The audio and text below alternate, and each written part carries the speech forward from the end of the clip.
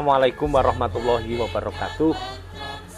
Kakak-kakak sekalian, peserta kursus di Pusdiklada Argasonya, Warti Daerah Gerakan Pramuka Jawa Timur. Selamat datang di Pusdiklada, kebanggaan Pramuka Jawa Timur, kebanggaan kita semua.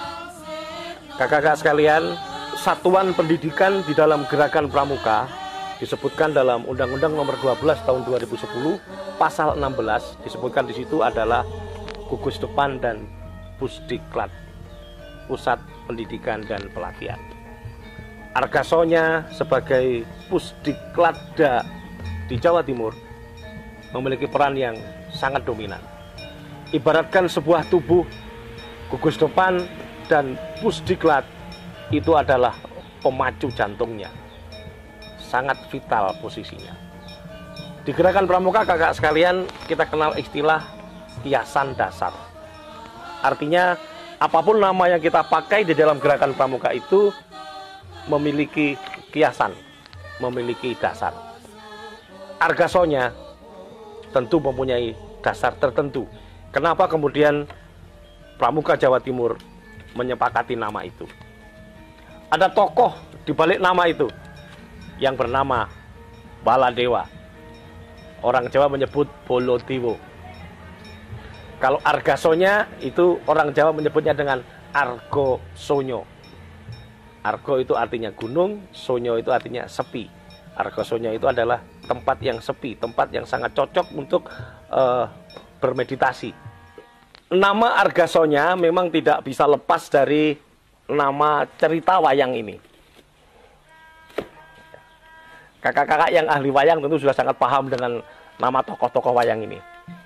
Ini adalah tokoh ini Basudewo.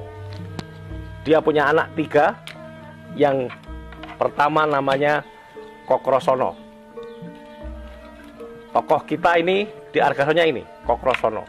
Kemudian adiknya ini Noroyono, dan adiknya yang perempuan ini bernama Loroireng. Dalam cerita wayang, Basudewo ini di samping mempunyai 3 anak, dia juga punya anak yang boleh saya sebut anak bayangan. Karena ini bukan anak Basudewo sebenarnya, tetapi kemudian ini secara real dalam cerita wayang itu ya, secara real dalam cerita itu kemudian dianggap ini sebagai anak dari Basudewo. Namanya ini Kongsodewo. Tokoh ini yang disinyalir akan menghancurkan 3 adik-adiknya. Kongsodewo ini. Kongsodewo ini yang nanti akan berniat akan membunuh adik-adiknya. Maka kemudian oleh bapaknya, oleh Basudewo, 3 putranya ini diungsikan ke sebuah tempat yang bernama Kademangan Widoro Kandang. Maka kemudian 3 anak kerajaan ini, 3 anak raja ini kemudian berpindah mengungsi di Kademangan Widoro Kandang.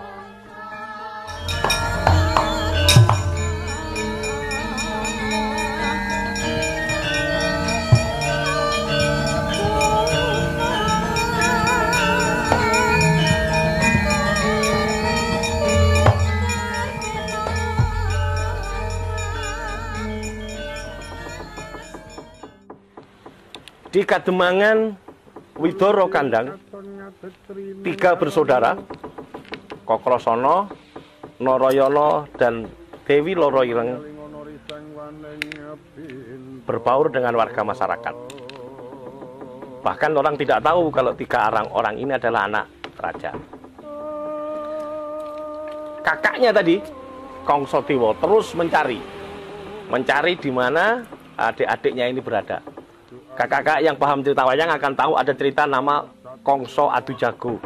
Di situ dia Kongso mencari siapa kalau ada orang yang dengan ciri-ciri berkulit putih dan satu lagi berkulit hitam, maka itu adalah adiknya yang harus dibunuh. Itu dilakon Kongso Adu Jago. Di Widoro Kandang ini 3 orang ini dididik oleh Demang Sagopo menjadi generasi muda yang bagus, yang cakap.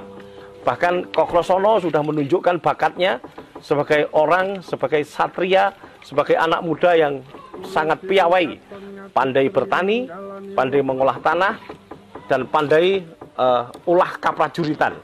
Masih muda ini sudah sangat terlihat bahwa bakat memimpinnya nampak luar biasa.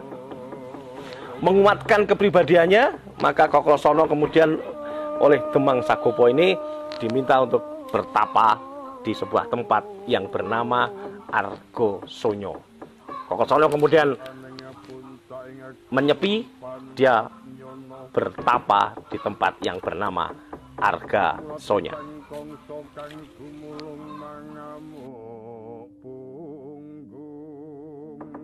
Dia menepikan seluruh hawa nafsunya, dia betul-betul menyepikan dirinya, mengharapkan ridho dari Yang Maha Kuasa, agar ilmunya bermanfaat, agar ilmu pengetahuannya bisa bermanfaat dengan baik.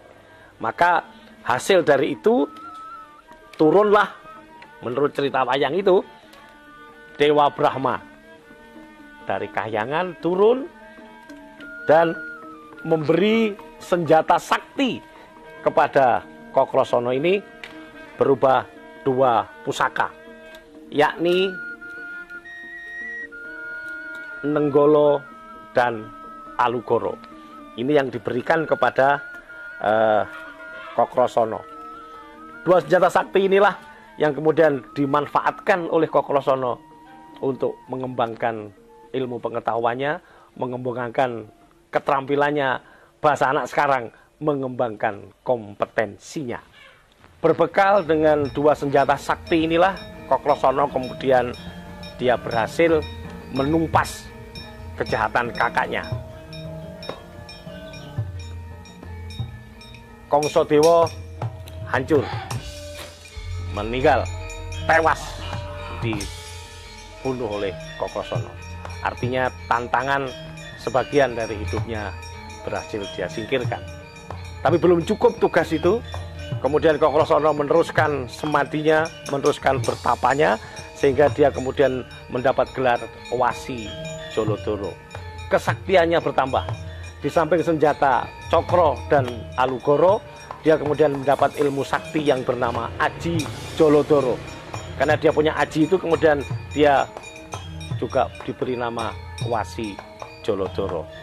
Pada akhirnya setelah semuanya berhasil, sukses dengan ilmu kesaktiannya, sukses dengan keterampilannya, Kokrosono ini kemudian dinobatkan menjadi Raja Manduro bernama Prabu Bolotewo.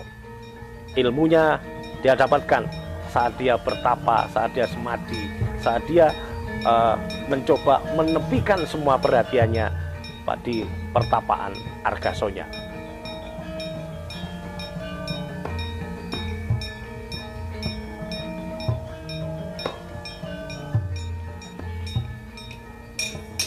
Kakak-kakak sekalian, sekarang kita sedang di Argasona. Kita bukan seperti Bolotewo yang topo ing Argasona. Bukan, kita adalah para pembina, kita adalah para pelatih yang sedang menuntut ilmu, sedang belajar di Pusdiklada Argasona. Kita tidak akan mendapatkan Nenggolo, tidak akan mendapatkan Alugoro, tidak akan mendapatkan Aji Jolodoro. Tapi kita akan belajar bersama untuk mencari solusi dari permasalahan pendidikan kepramukaan kita. Kita akan menawarkan berbagai macam alternatif untuk mengantarkan generasi muda kita ke arah yang lebih baik. Kita akan mendidik anak-anak kita, menanamkan karakter anak-anak muda kita menjadi karakter yang tegas, karakter yang berani, karakter yang rela menolong dan tabah, karakter yang berani dan setia, karakter yang ada di dalam Dasa Dharma dan Sri Satya kita. Di Argasona kita kepingin menjadi kesatria Republik Indonesia, menjadi kesatria negara kita, orang yang bisa berbuat sebanyak-banyaknya untuk kemaslahatan bersama. Selamat datang di Argasona, selamat berproses. Semoga Allah SWT meridhoi kita. Terima kasih, salam pramuka.